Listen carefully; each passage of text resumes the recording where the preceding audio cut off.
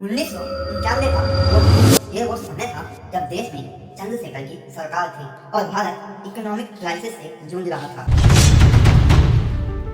Foreign currency reserves पूरी तरह से खाली हो चुके थे। आज श्रीलंका और पाकिस्तान की हालत तो फिर भी ठीक है, भारत तो इससे भी बदतर फेज से गुजर रहा था। हालात ऐसे हो चुके थे कि आज खाना खाया है लेकिन कल का कुछ पता नहीं। विदेशी खाते में बस इतनी रकम बची थी कि भारत 20 दिन का तेल और खाना इंपोर्ट कर सकता था। ऊपर से विदेशी कर्ज भारत के गले की हड्डी बन चुका था। ऐसे समय में एक साल में तीन प्रधानमंत्री बदले जा चुके थे।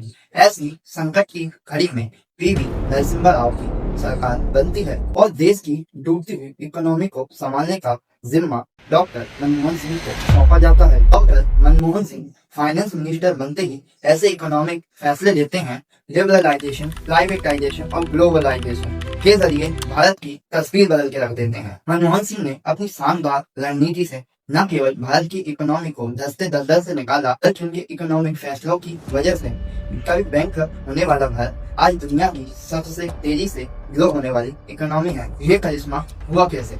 आइए जानते हैं कौन थे डॉक्टर मनमोहन सिंह।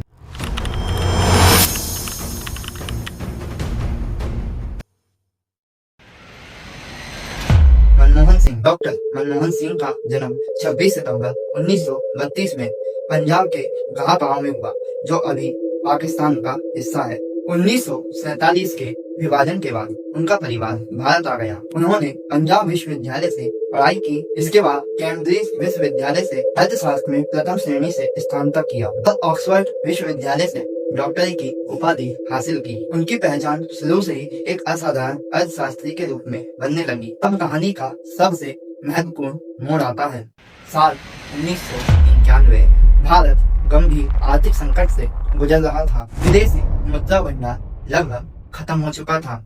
सरकार को देश का सोना गिरवी रखना पड़ा। महंगाई बढ़ रही थी और अर्थव्यवस्था लड़खड़ा रही थी। तभी प्रधानमंत्री पीवी नरसिम्हा राव ने मनमोहन सिंह को वित्त मंत्री का पद सौंपा। उन्होंने संसद में ऐतिहासिक बिल पेश किया और कई बड़े आर्थिक सुधार किए। उन्होंने भारत की आर्थिक स्थिति को बदल के रख दिया और भारत की आर्थिक स्थिति सुधरने लगी। 1991, a year that changed India forever.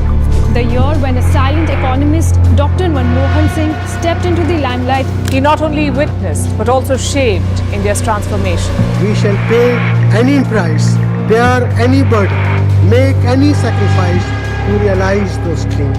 India is on the move again. We shall make the future happen.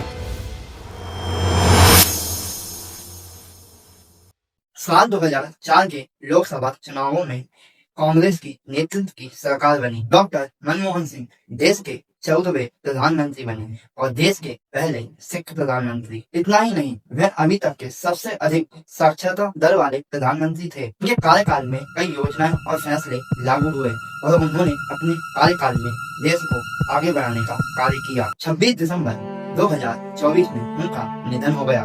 माँ भारती का लाभ उनमें विलय हो गया। अंत में बस मैं इतना ही कहना चाहता हूँ, डॉक्टर मनमोहन सिंह के लिए गूंगा नहीं, वो बस मौन था। जब छोड़ गया था तब याद आया सरदार कौन था।